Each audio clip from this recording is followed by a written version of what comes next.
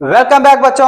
आज मैं एक बात करने जा रहा हूँ क्लास 10th वाले बच्चों के लिए मैथमेटिक्स का पीवाई की क्वेश्चन, और साथ ही आप कह सकते हैं ये इंपॉर्टेंट क्वेश्चन है क्योंकि आपका एग्जामिनेशन जो अपकमिंग है 2026 के हिसाब से उसके लिए बहुत ही ज्यादा इंपॉर्टेंट है। और मैंने ऐसे बहुत सारे पीवाई की क्वेश्चंस वीडियो का बनाए हुए हैं, ठीक है, आप लोग जाकर वहां से भी आप देख सकते हैं। ठीक है, फिलहाल के लिए इस वीडियो में जो पीवाई की क्वेश्चंस है इसको हम लोग समझने वाले हैं। तो सबसे पहला जो क्वेश्चन है बच्चा यहाँ पे लिखा हुआ है, the diagonal AC and BD of trapezium ABCD intersect each other at O पे हो रहा है, where AB parallel DC है, so that DOC and AOB are similar। ठीक है, तो यहाँ पे ये मुझे दोनों बहुत सिमिलर करना है। देखिए ट्राइंगल्स वाले क्वेश्चंस में बहुत सारे बच्चे फंस जाते हैं, लेकिन यहाँ जो क्वेश्चन आपको दिख पा रहा होगा बच्चा, ये बहुत ही ज्यादा एक तरीके से कहें तो यूनिक है और इंपॉर्टेंट है, क्योंकि मैं इसका ही बात कर रहा हूं। बहुत ही आसान क्वेश्चन है, चलिए इसको हम लोग सॉल्व करते हैं। तो सबसे पहली बात बोला यहाँ पे ट्रेपीजियम एबीसीडी लेना है,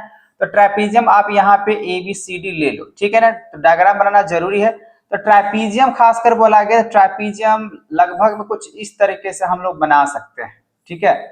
तो चलिए इस तरीके से मैंने बना लिया। अब यहाँ पे बोला गया है कि ट्रेपीजियम एबीसीडी इस तरीके से दिया हुआ है, तो हम लोग यहाँ पे चलो ए यहां शुरू करते हैं, ए बी सी और डी, और फिर इसके डायगोनल्स बना लेते हैं। इस तरीके से डायगोनल्स हो जाएगा, इसको डायगोनल्स हो जाएगा, और ये इंटरसेक्शंस कहां पे हो रहा है, ओ पे हो रहा है। ऐसे ही बोला जा रहा है। अब उसके बाद यहाँ बोला गया सो दैट डीओसी, तो यहाँ पे आप देख सकते हो डीओसी एक ये ट्राइंगल की बात कह रहा है, फिर यहाँ पे ट्राइंगल ओईबी का बात कर, ओएबी का सिमिलर करने के लिए बात कर रहा है, ठीक है। अब यहाँ पे क्वेश्चन साफ साफ लिखा हुआ है, ये क्या है आपका एक तरीके से पैरेलल है, ये आपका यहाँ पे ये पैरेलल दिया। तो मैं यहाँ पे क्या करता हूँ, सबसे पहले यहाँ पे गिवन लिख लेता हूँ किस तरीके से बातें कह रहा है। तो गिवन, तो गिवन में आपका यहाँ पे दिया हुआ बच्चा एबीसीडी इज अ ट्रेपीजियम। तो सबसे पहले आप यहाँ पे लिख लो ये एक ट्रेपीजियम है, ठीक है। अब ये ट्रेपीजियम मैं लिख लेता हूं, और साथ ही साथ लिखा हुआ पहली बात यहाँ पे ए बी पैरेलल दिया हुआ है सी डी का, ठीक है।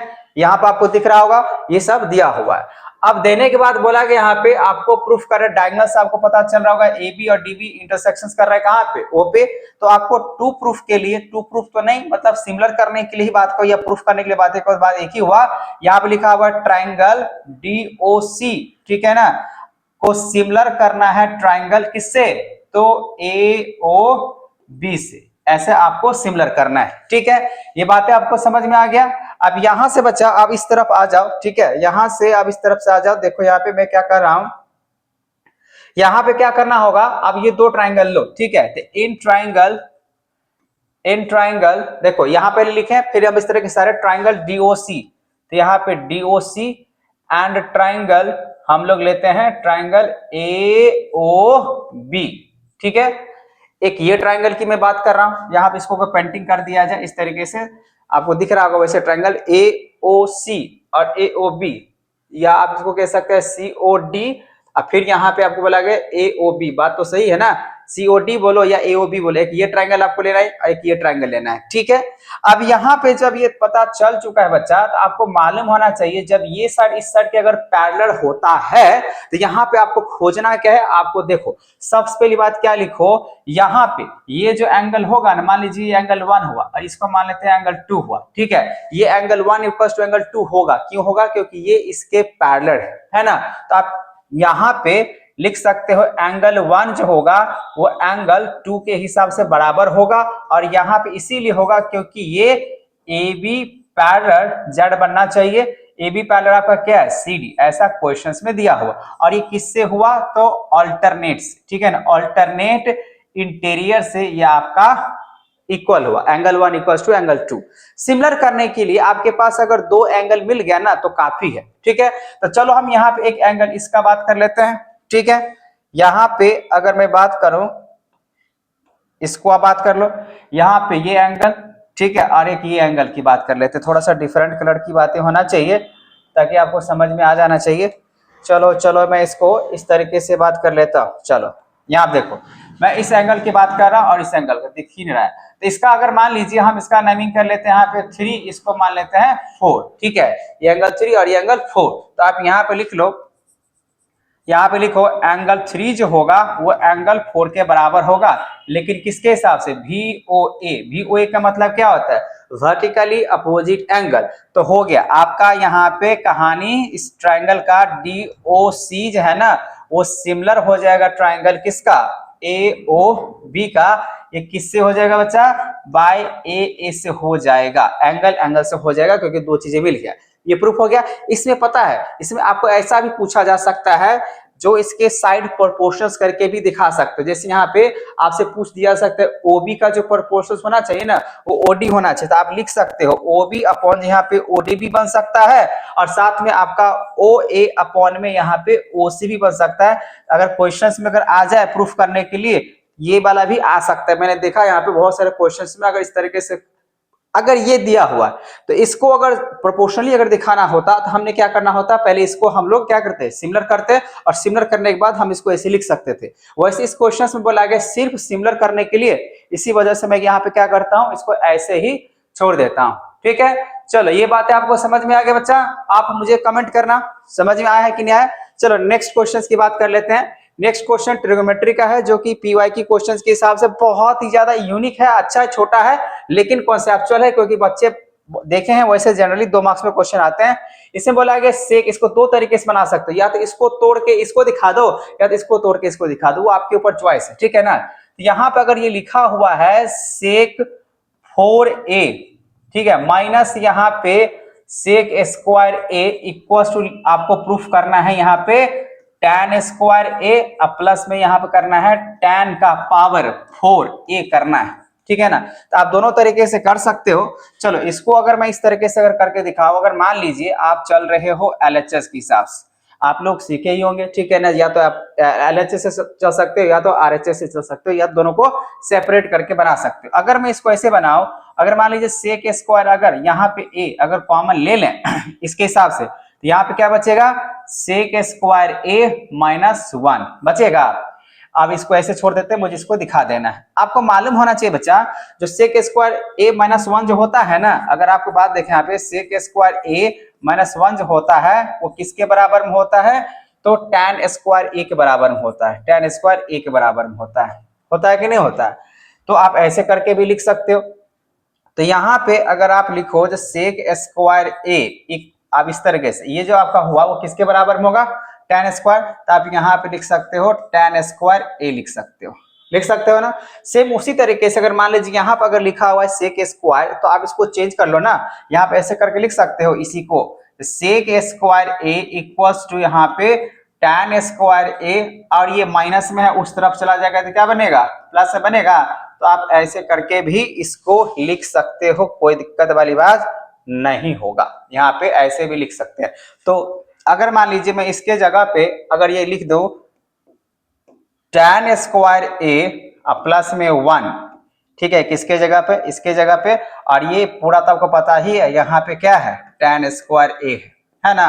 अब इसको आप मल्टीप्लाई करो, tan स्क्वायर को इससे मल्टीप्लाई करोगे तो क्या निकल के आएगा, tan का पावर 4a आएगा, अब प्लस में tan स्क्वायर a को अगर 1 से मल्टीप्लाई करेंगे यहाँ पे तो क्या आ जाएगा, tan स्क्वायर a आ जाएगा।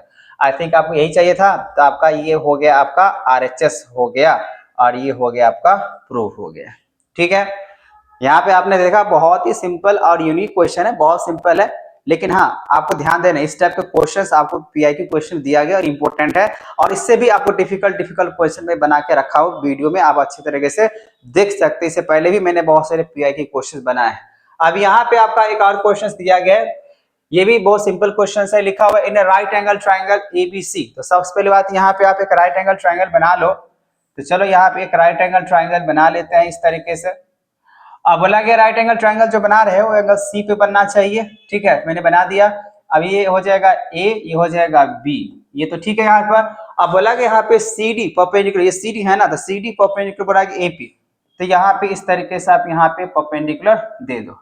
अब यहाँ पे कहानी ये है जब आपको AB into CD equals to BC into CA proof करना है, तो यहाँ पे मैं लिख देता हूँ जो आपको प्रूफ क्या करना है भाई, आपको प्रूफ क्या करना है, प्रूफ करना है आपको AB into CD equals to proof करना है आपको BC इंटू CA, ये आपको प्रूफ करना है।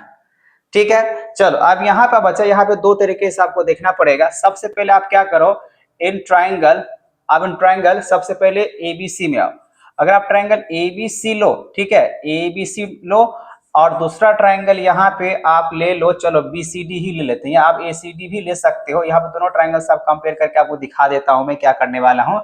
अगर मान लीजिए आपने लिया यहाँ पे एबीसी, यहाँ पे आपने ट्राइंगल क्या लिया, एबीसी, और ट्राइंगल एसीडी लिया, आपको क्या प्रूफ करना है ये तो मैंने यहाँ लिख दिया, और मैं आपको हमेशा बता देता हूँ इस तरफ से मैं इस तरफ आता हूँ, ठीक है ना। तो आप यहाँ पे देख सकते हो इस तरीके से। तो आप ट्राइंगल एबीसी और ट्राइंगल एसीडी में अगर देखते हैं तो एंगल सी 90 डिग्री तो होबे करेगा, तो एंगल सी 90 डिग्री होगा। अगर आप एसीडी में आओ, एसीडी में आओ, तो ये एंगल कितना है, 90 डिग्री है ना, तो आप इसको ऐसे लिख दो, एंगल एडीसी, ये कितना डिग्री हो जाएगा, 90 डिग्री हो जाएगा। वैसे सिमिलर करने के लिए, क्योंकि ये प्रोपोर्शनल या तो मल्टीप्लाई में दिया, तो मल्टीप्लाई तभी हुआ होगा जब ये साइड प्रोपोर्शंस आया होगा, ठीक है ना। तो मैं यहाँ पे एक चीज तो बता दिया। अब सेकंड चीज अगर बात करें बच्चा, ध्यान से देखो, अगर ट्राइंगल आपने ए बी सी ऐसे लिया और फिर ट्राइंगल इसको लिया, ये ट्राइंगल ले रहे हो ना अभी कंपेयर करने के लिए, तो एंगल ए जो होगा वो दोनों में आएगा। बड़ा सा ट्राइंगल लेंगे तब भी ये आएगा, और ये वाला ट्राइंगल जब आप ले रहे हो, ये वाला ट्राइंगल अगर ले रहे हो, उस केस में भी ये एंगल ए आ रहा है कि नहीं है। तो आप यहाँ पे angle A equals to angle A क्या लिखोगे, ये आपका कॉमन है ना। तो एक तो मैंने ये कंपेयर कर दिया। अब आपको लग रहा है नहीं और भी कंपेयर करना है, and now again, and now यहाँ पे और भी फिर से देख ले, यहाँ पे नाउ अगेन, तो आपको क्या नजर आएगा, फिर से आप आ जाओ यहाँ पे, नाउ अगेन इन ट्राइंगल, हम तो इतना पे ही काम चला सकते हैं, लेकिन मान लीजिए आपको लगता है कि नहीं सर कैसे मालूम चला, ये ट्राइंगल ले सकते हैं। देखो बच्चा, अब ये ट्राइंगल ये ट्राइंगल, दोनों ट्राइंगल क्या होगा, ये पूरे ट्राइंगल के सिमिलर बन जाएगा, ठीक है। तो चलो, क्योंकि 90 डिग्री है, एक बड़ा सा ट्राइंगल है, एक छोटा सा ट्राइंगल, उसके प्रोपोर्शनली बनबे करेगा। तो ट्राइंगल हम फिर से क्या करते हैं, एबीसी लेते हैं, और दूसरा ट्राइंगल हम फिर से लेते हैं, इस बार सीडीबी लेते हैं, ठीक है। तो यहाँ पे सीडीबी लो या डीबीसी लो, कोई फर्क नहीं पड़ता है, ठीक है।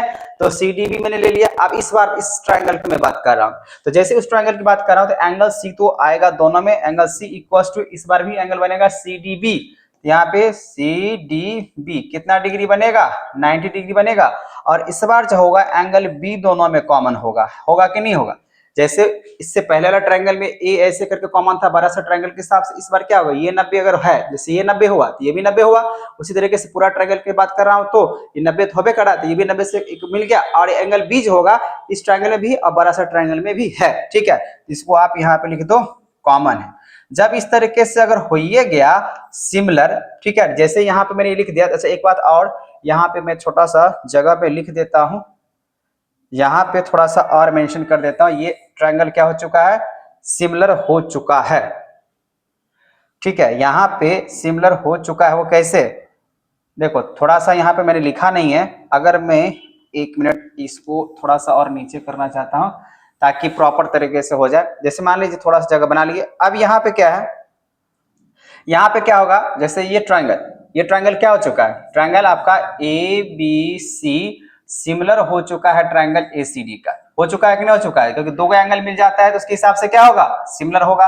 और ये किससे हो जाएगा, तो बाय ए से हो जाएगा, ठीक है। उसी तरीके से यहाँ पे भी अगर बच्चा अगर आप आते हो तो यहाँ भी ट्रायंगल आपका ए बी सी जो होगा वो सिमिलर हो चुका है ट्रायंगल किससे, सी डी बी से। दोनों केस में ये सिमिलर हो चुका है डबल ए के हिसाब से, एंगल के हिसाब से। इतना काफी आपको समझाने के लिए, चाहे आप ये ट्रायंगल हो ये ट्रायंगल हो, दोनों ट्रायंगल्स है ना बड़े से ट्रायंगल के हिसाब से क्या है, बराबर है।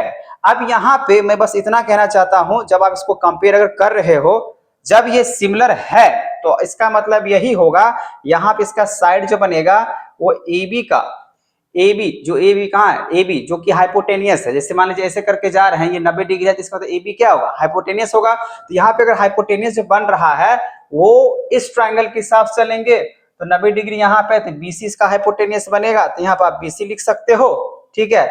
इक्वल्स टू, अगर मान लीजिए अब यहाँ पे अगर हम CD की बात करते हैं, तो CD जो कि 90 डिग्री इस तरीके से है, तो यहाँ पे CD अगर 90 डिग्री हुआ, ऐसे करके 90 डिग्री मतलब बेस के हिसाब से, तो यहाँ पे BC, ठीक है। तो यहाँ पे आप लिखो AC लिखो या CA लिखो, और उसके बाद यहाँ पे लिख दो CD, इसके प्रोपोर्शनल, मतलब प्रोपोर्शनल तो हबे करेगा, AB का प्रोपोर्शनल यहाँ पे ए बी का प्रोपोर्शन अगर कहें तो बीसी में बना देता हूं, क्योंकि यहाँ पे सब एक दूसरे के मतलब दोनों ट्राइंगल, मैं ये कह रहा हूं ये दोनों ट्राइंगल बड़े से ट्राइंगल का सिमिलर है, तो शायद हम यहाँ पे कंपेयर सिमिलरिटी के हिसाब से लिख सकते हैं। आप इसी चीज को और करके यहाँ पे ऐसे करके लिख दो। देखो सी डी को अगर ए बी से मल्टीप्लाई करोगे बच्चा तो आपको क्या मिलेगा, आपको क्या मिलेगा, तो A B into C D मिलबे करेगा। थोड़ा सा इधर कर लेता हूं, अब यहाँ पे समझो, यहाँ पे समझो हो गया है। पहले दोनों कंपेयर कर लेने हैं, अब उसके बाद यहाँ पे क्रॉस मल्टीप्लाई कर लो, इसको इससे क्रॉस, इसको इससे क्रॉस कर लो, इसको इससे क्रॉस कर लो, तो आपको क्या नजर आ रहा है, ए बी को सी डी से मल्टीप्लाई कर सकते हैं, तो ए बी इंटू क्या हो जाएगा, सी डी हो जाएगा, और उसके बाद यहाँ पे ए सी इंटू क्या हो जाएगा, बी सी हो जाएगा। ठीक है, या ऐसे तो हो गया। आपको यही प्रूफ करना था, यही आपको मिल गया। बस करना यही है, दोनों को सिमिलर करके दिखा दीजिए। अब सिमिलर में पता है जब सिमिलर हो जाता है तो ट्रायंगल क्या बनता है, उसका क्रॉस जो प्रोपोर्शनल होता है साइड वो बन जाता है। ठीक है, चलो ये भी आपको समझा दिया मैंने किस तरीके से बनेगा।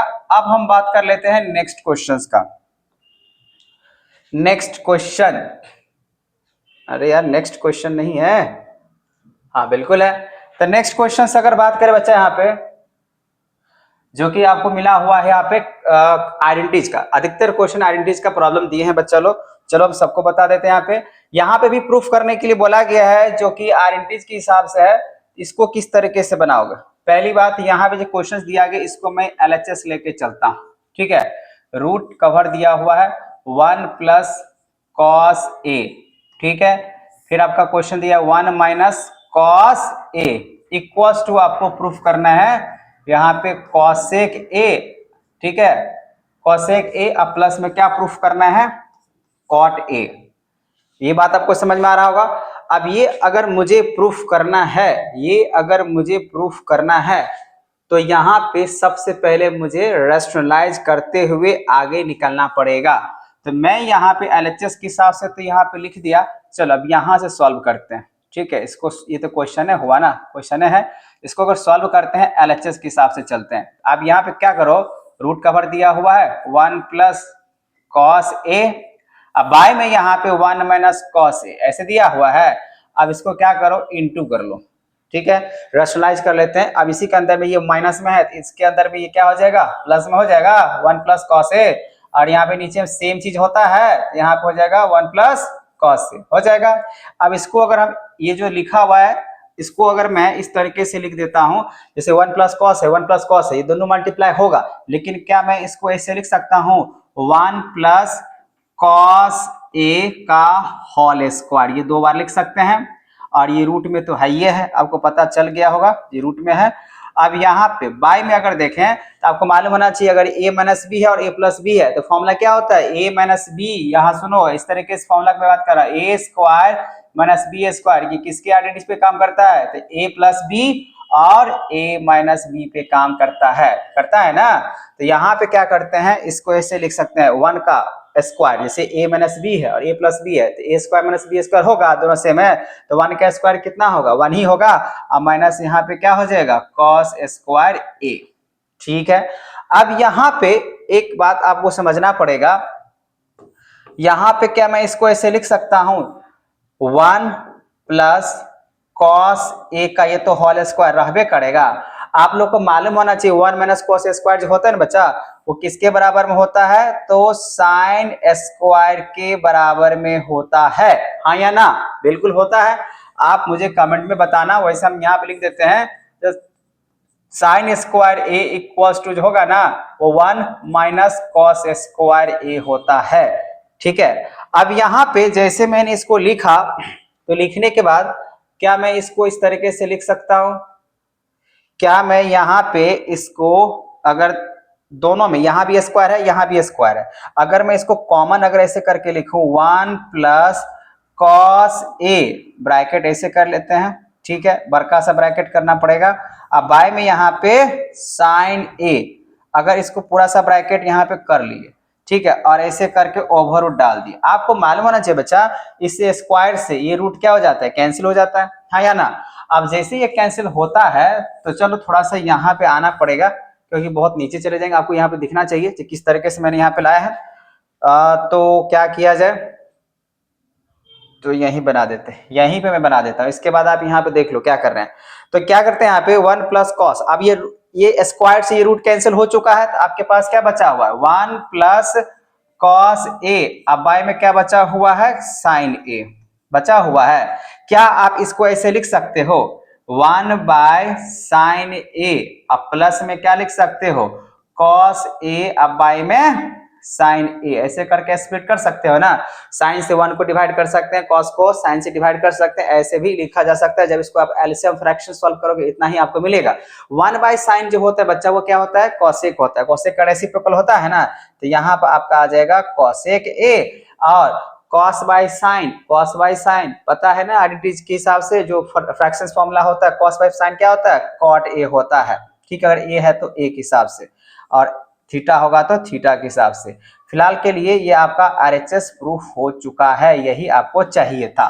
तो मैंने यहाँ पे एलएचएस को तोड़ते हुए ऐसे आया ऐसे करके, ठीक है ना, और मैंने आरएचएस जो कि आपको इतना चाहिए था वो आपको मिल चुका है। ठीक है, तो इसके लिए क्या करना होता है बस आइडेंटिटीज जो फॉर्मूला जिसको हम लोग बोलते हैं वो याद होना बहुत जरूरी। अगर वो आपको अगर याद नहीं होगा बच्चा तो फिर दिक्कत हो सकता है। इसीलिए इस टाइप के क्वेश्चंस को आइडेंटिटीज को खासकर आपको प्रूफ करने के लिए आपके पास फॉर्मूला होना चाहिए। ठीक है, ये बात आपको समझ में आ गया। चलो अब आगे बढ़ते हैं नेक्स्ट क्वेश्चन की तरफ। नेक्स्ट क्वेश्चन यहाँ पे जो आपको दिख रहा है, चलो ये भी एक अच्छा क्वेश्चन है, यूनिक क्वेश्चन है।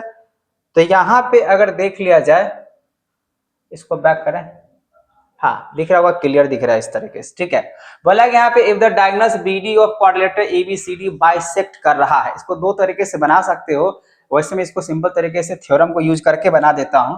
आपको क्या करना है, यहाँ पे एक क्वाड्रिलेटरल लेना है, तो यहाँ पे आप क्वाड्रिलेटरल लो।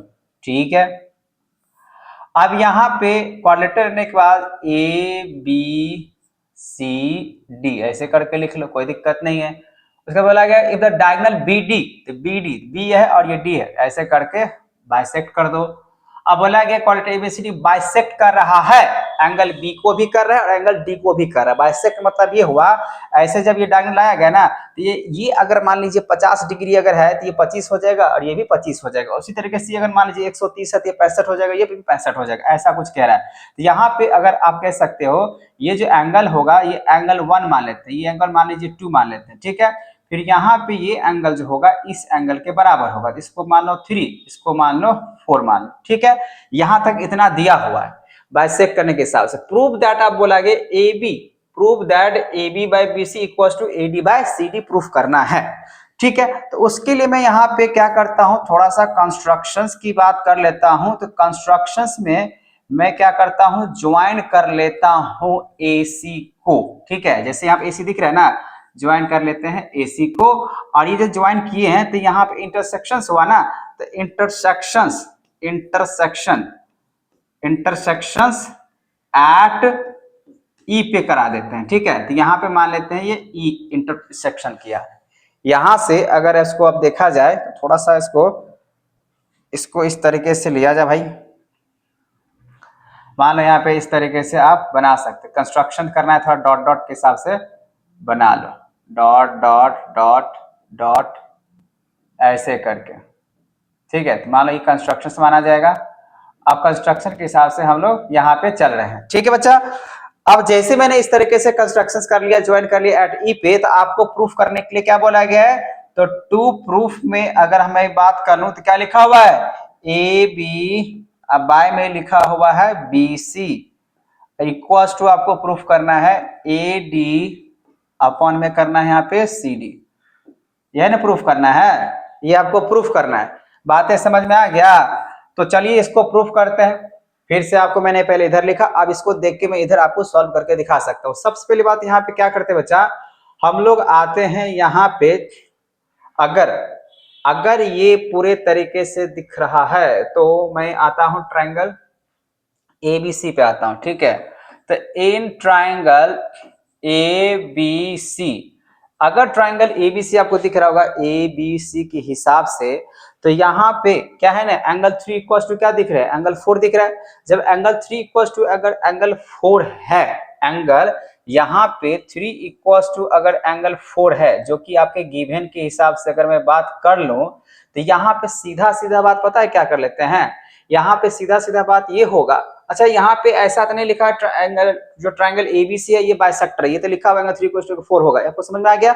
लेकिन मैं यहाँ पे अगर ऐसे लिखूं एंगल ई जो बनेगा ना, सॉरी एंगल नहीं साइड, एंगल साइड मतलब ए जो साइड दिख रहा है वो ए जो साइड होगा वो ई सी के, और उसके बाद यहाँ पे ए बी जो होगा वो यहाँ पे BC के बराबर बनेगा। लेकिन ये किस रूल से हम यहाँ पे बराबर करके दिखा सकते हैं, ये जो AE है ना वो EC के प्रोपोर्शनल बन जाएगा, फिर AB जो होगा वो BC के प्रोपोर्शनल बनेगा, ठीक है। लेकिन इसके पीछे का जो कारण है ना बच्चा वो ये है जो एंगल बाइसेक्टर थ्योरम है, ठीक है ना। इसके पीछे जो रूल है वो एंगल बाइसेक्टर थ्योरम के हिसाब से हम लोग इसको बना सकते हैं, ठीक है। ये एंगल बाइसेक्टर थ्योरम से ये अप्लाई हो जाएगा, ठीक है। तो इसको मान लो फर्स्ट इक्वेशंस। उसी तरीके से अगर मान लो यहाँ पे इन ट्राइंगल, फिर से यहाँ पे इन ट्राइंगल अगर मैं देख लेता हूँ ADC पे आते हैं, अगर ADC पे अगर आए तो इसमें भी सेम प्रोसेस यहाँ पे दिया हुआ है, जो एंगल 1 = एंगल 2 है, ठीक है ना, गिवन के हिसाब से है, ये बाइसेक्टर है, इसके हिसाब से मैं मान लेता हूँ। उसके बाद अगर मैं फिर से इसको अगर लिखूं, यहाँ पे AE जो होगा वो हो जाएगा आपका EC के होगा ना, और दूसरी तरफ यहाँ पे जो क्या देख रहे हैं AD, जो AD होगा वो क्या हो जाएगा CD के बराबर हो जाएगा। इसका भी सेम बातें आप लिख सकते हो एंगल बाइसेक्टर थ्योरम, ठीक है। एंगल बाइसेक्टर थ्योरम से इसको बना सकते हैं, एंगल बाइसेक्टर थ्योरम के हिसाब से, ठीक है। तो यहां भी मैंने इसको एंगल बाइसेक्टर थ्योरम से बता दिया। अब जैसे यहाँ पे एंगल बाइसेक्टर थ्योरम से आप देख रहे हो ये बन चुका है, तो अब बस आपको प्रूफ करना है AB/BC और AD/CD प्रूफ करना है। तो आप यहाँ पे क्या करो, इसको मान लो बच्चा ये सेकेंड इक्वेशन है। अब यहाँ पे देखो कंपेयर कर लो, या तो यहाँ पे लिख दो from equations first and second. तो फर्स्ट और सेकेंड से आपको क्या देखने को मिल रहा है, यहाँ पे ये जो दिख रहा है AE/EC और यहाँ भी दिख रहा है AE/EC, ये भी इसके बराबर है और ये भी इसके बराबर है। इसका मतलब यही हुआ, अगर इसको आप सबट्रैक्ट भी अगर करते हो फ्रॉम इक्वेशन फर्स्ट और सेकेंड को देखते हुए, जब इसको इससे घटाओगे तो ये और ये कैंसिल हो जाएगा, बचेगा ये, तो ये एक दूसरे क्या हो जाएगा बराबर। तो यहाँ पे आपके पास क्या बचेगा, AB बचेगा ना। तो यहाँ पे आप क्या लिख सकते हो, AB/ में क्या लिख सकते हैं BC इक्वल्स टू यहाँ पे AD/ में क्या लिख सकते हैं CD। हो गया, यही प्रूफ करना था आपको, यही प्रूफ करना था। इसको मैं सिर्फ एंगल बाइसेक्टर थ्योरम से मैंने बता दिया, बाकी बात इसको आप BPT थ्योरम से भी बना सकते, कोई दिक्कत वाली बात नहीं है, ठीक है। तो ये सिंपल तरीके से जब थ्योरम है ये है उसके हिसाब से आराम से बना सकते हैं। ये था भैया क्वेश्चन, ठीक है। चलो अब नेक्स्ट क्वेश्चन देखते हैं, नेक्स्ट क्वेश्चन देखते हैं। नेक्स्ट क्वेश्चन यहां पे अगर देखें तो आपको समझ में आ रहा होगा क्या कह रहा है। यहां पे लिखा हुआ है prove that the line segment joining,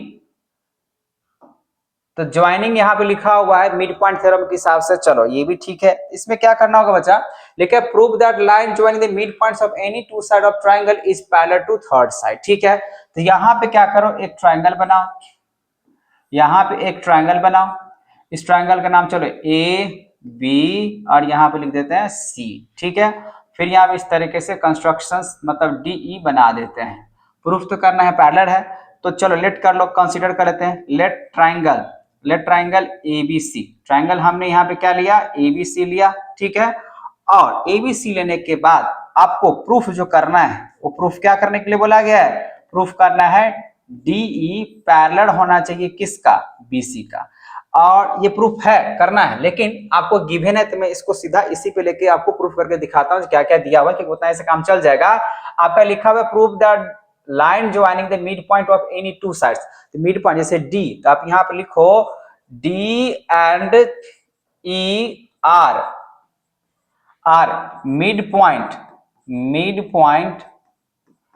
mid point of AB and AC, यही है ना।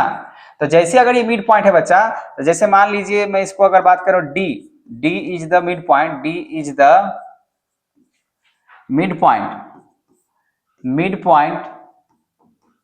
Mid point of AB। अगर ऐसा है इसका मतलब क्या होगा, AD इक्वल्स टू क्या बनेगा डी भी बनेगा, बनेगा ना। अगर मिड पॉइंट है डी, अगर मिड पॉइंट है A D equal to D भी बनेगा। अगर ये बनेगा तो क्या आप इसको ऐसे भी तो लिख सकते हो, यहाँ पे ऐसे करके लिख सकते हो ए डी अब बाय में डी बी इक्वल टू 1, क्योंकि 1 क्या है कांस्टेंट वैल्यू। अगर 1 को आप इससे मल्टीप्लाई करो इसके बराबर भी चला जाएगा। तो चलो इसको मानने के बाद आप इसको मान लो ये रहा आपका फर्स्ट इक्वेशन। ठीक है, यहां तक बात है आपको समझ में आ रहा है, ये हो जाएगा आपका फर्स्ट इक्वेशन। एंड अगेन अगर मैं बात करूं यहाँ पे and again E is the mid point of AC। अब ये AC का मिड पॉइंट के हिसाब से मैं बात कर रहा हूं।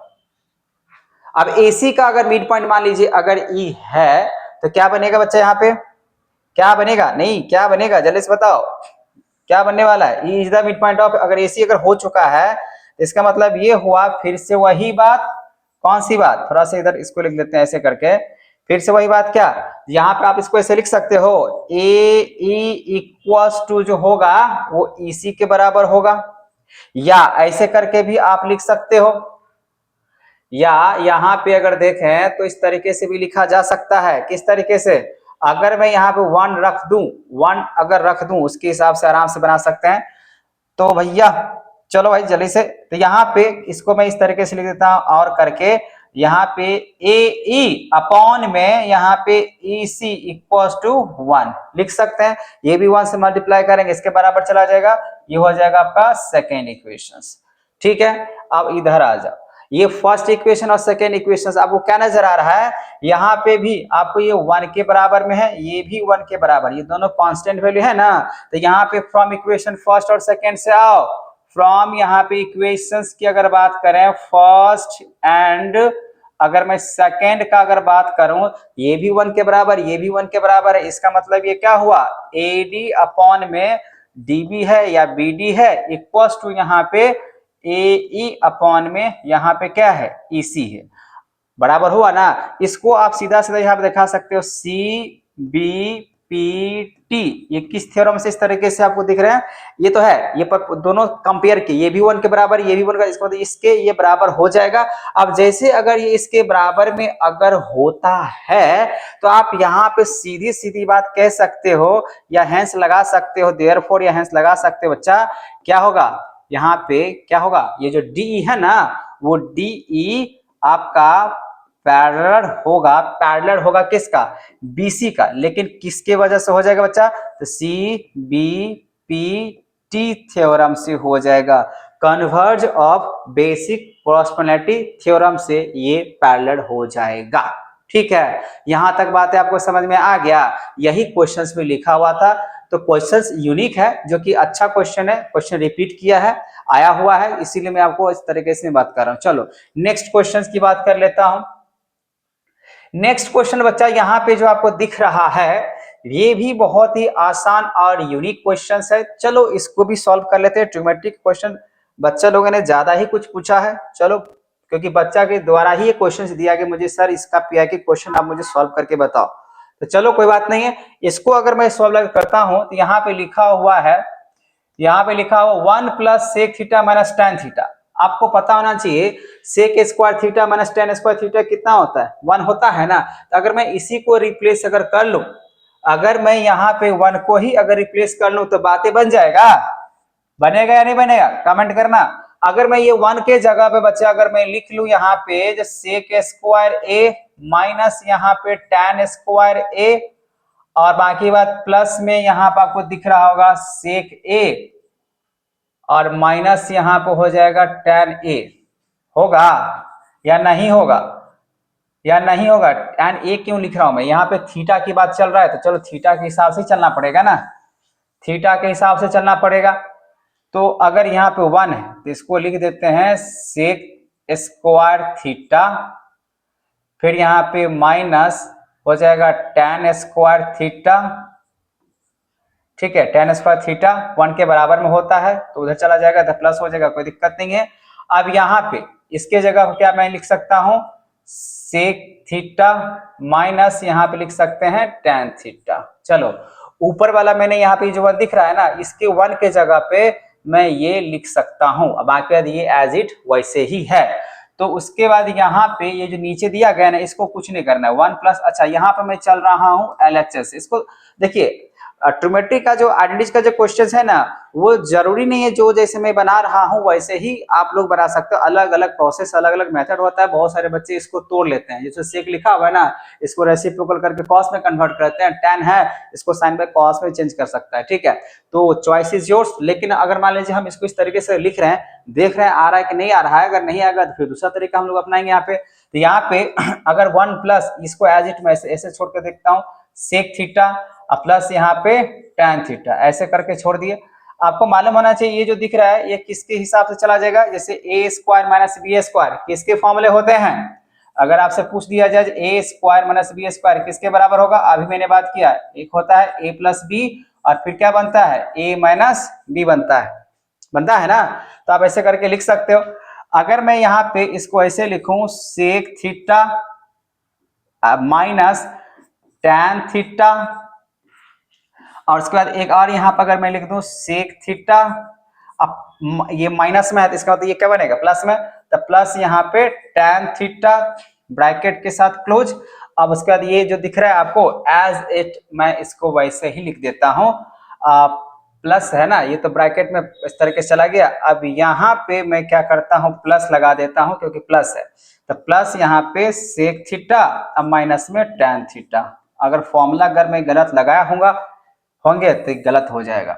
अब यहाँ पे 1 प्लस प्लस है कि माइनस है, प्लस है, तो 1 प्लस यहाँ पे सेक थीटा और प्लस में यहाँ पे tan थीटा, इस तरीके से।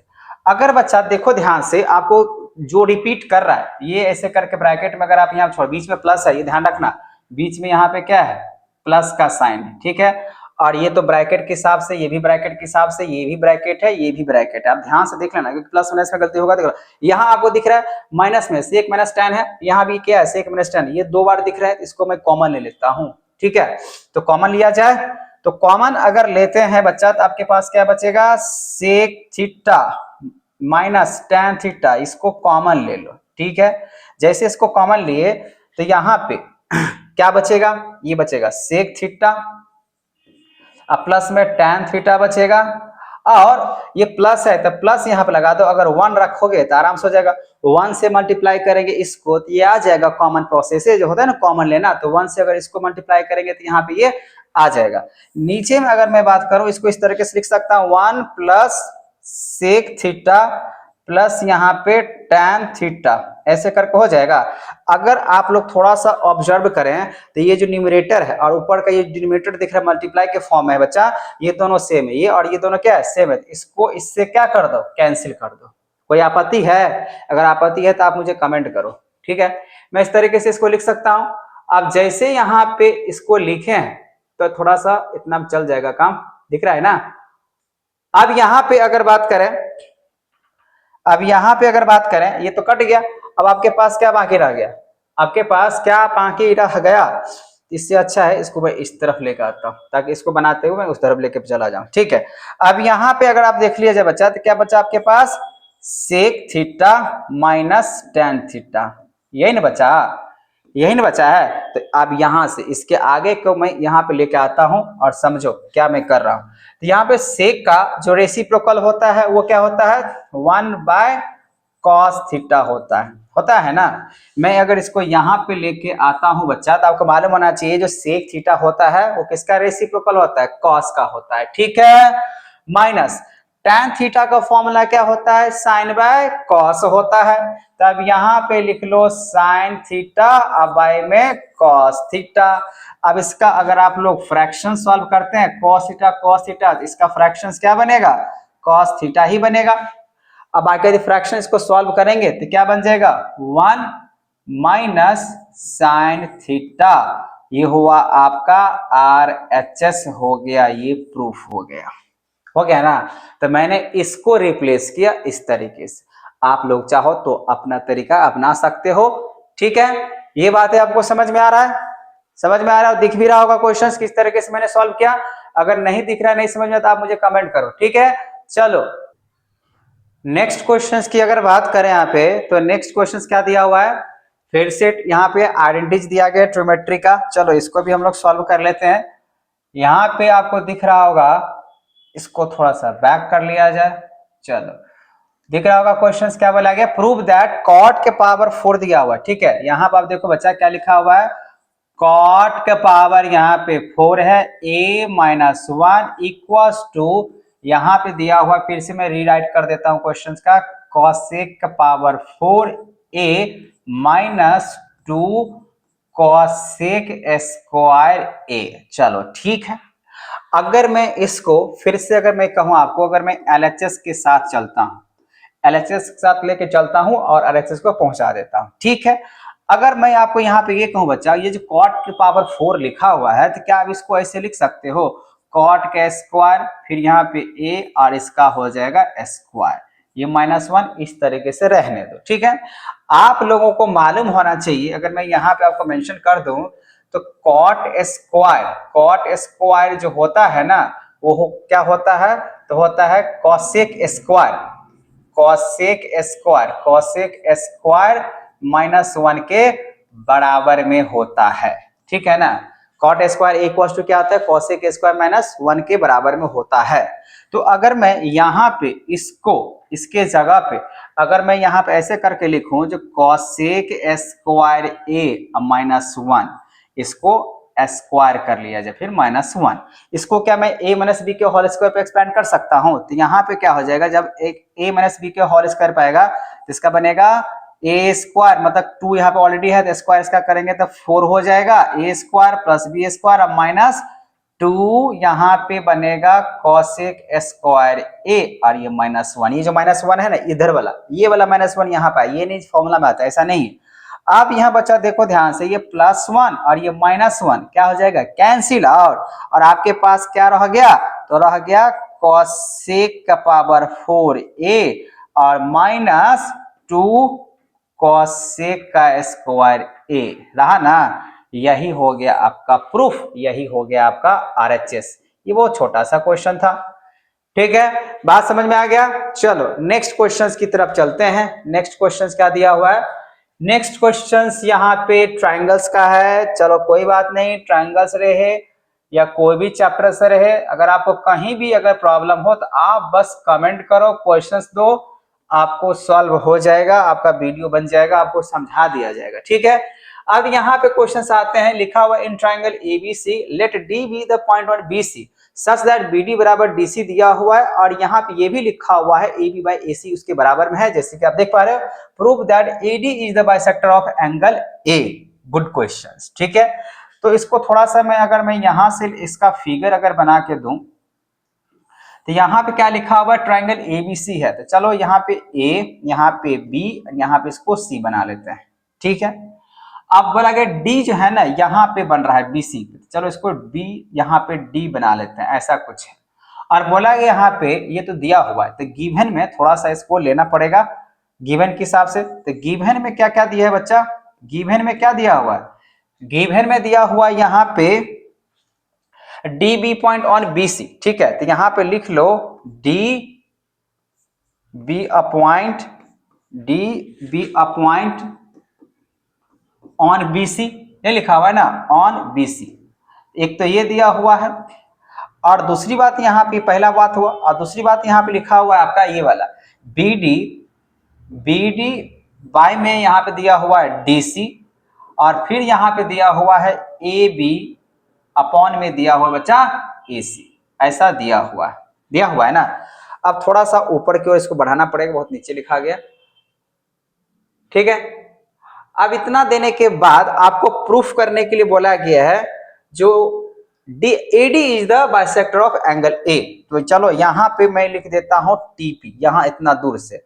ठीक है, तो यहाँ पे बोला गया है AD, तो लिख देते हैं भाई AD इज द, ये TP में क्या बोला गया है, AD जो होना चाहिए, AD जो है ना बाइसेक्टर होना चाहिए, तो AD इज द बाइसेक्टर, यहाँ पे लिखना पड़ेगा बाइसेक्टर ऑफ एंगल A।